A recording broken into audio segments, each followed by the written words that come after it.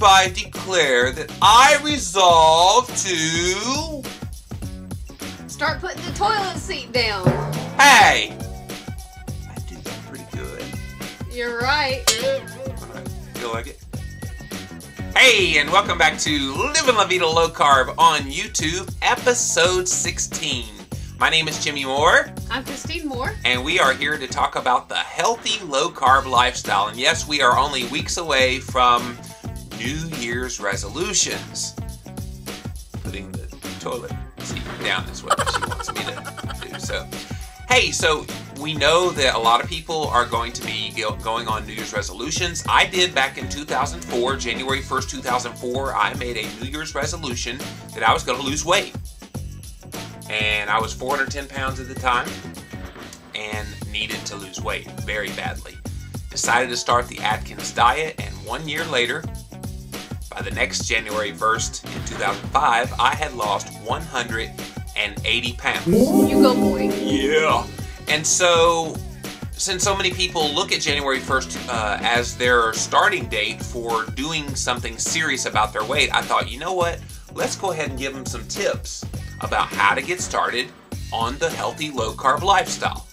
It's not really that hard to get started. Once you get going, it's pretty easy to stay with it. So let's get started with those tips.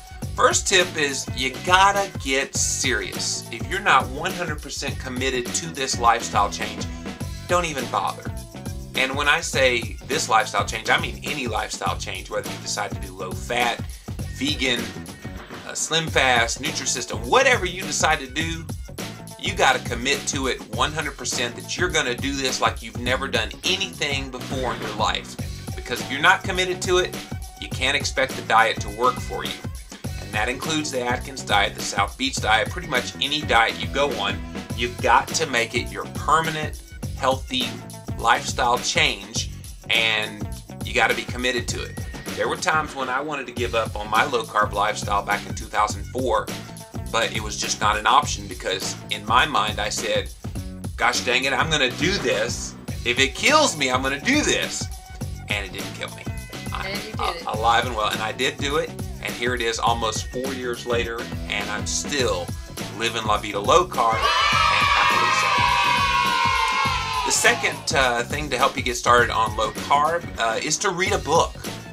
I mean, I did a video on this not that long ago about if you're going to do the Atkins diet, you've got to read the book.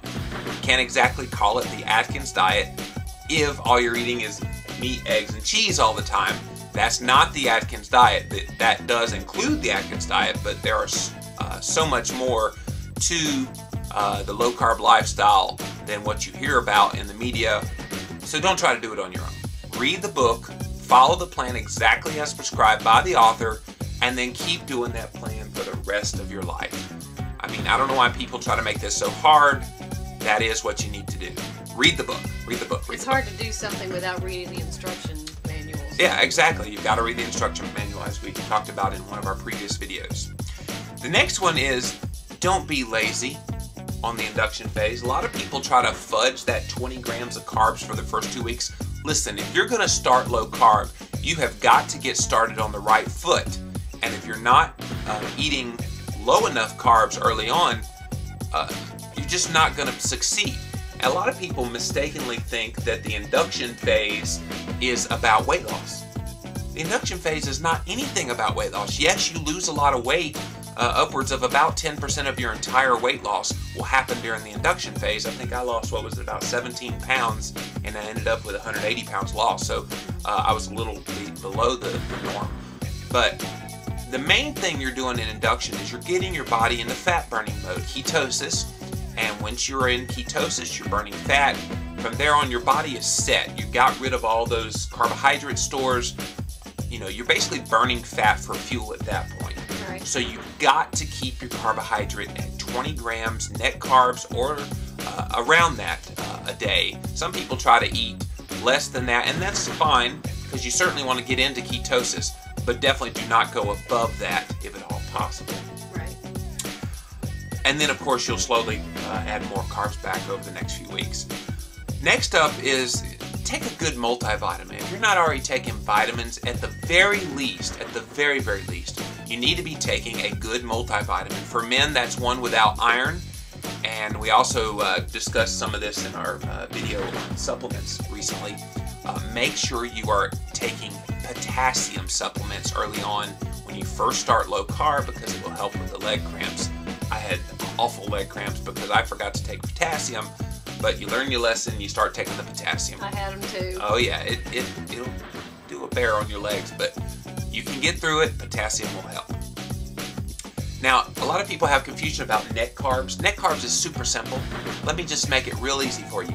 Take the total carbs, subtract the fiber, the dietary fiber, and subtract any sugar alcohols, which hopefully you won't be eating too many of those, but if you do have them in it, you can subtract those from the total carbs, and that's your net carbs. So if you got 20 total carbs, 10 grams of fiber, and 5 grams of sugar alcohols, your net carbs are 20 minus 10 minus 5 is 5.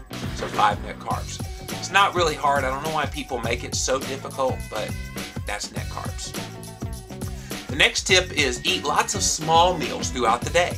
A lot of people think, oh, I have to eat a big breakfast and a big lunch and a big supper, and no, you don't. If you'll just eat about 6 to 8 small meals about every 2 to 3 hours if you eat, then you will basically ward off hunger and make sure it's good low-carb foods, lots of protein and fat, very few carbohydrates. And we also gave you some suggestions in a previous video about some little meals that you can eat. And use those. Eat those small meals and you will never be hungry. You'll always be satisfied and you won't even feel like you're on a diet.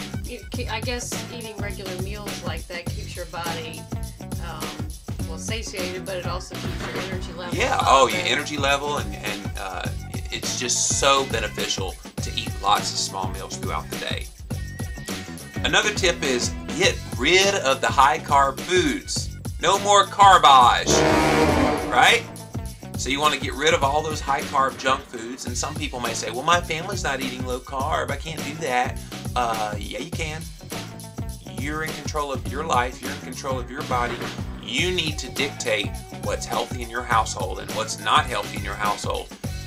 And that would include Little Debbie snack cakes, potato chips, yada, yada, yada. Now, if you want some good low-carb alternatives to some of those high-carb, carbage junk foods, go to carbsmart.com, and there's just a bunch of things that you can get there, from chocolates and snacks and all kind of things. So check them out. Oh my goodness, they have lots of stuff. Lots of great stuff.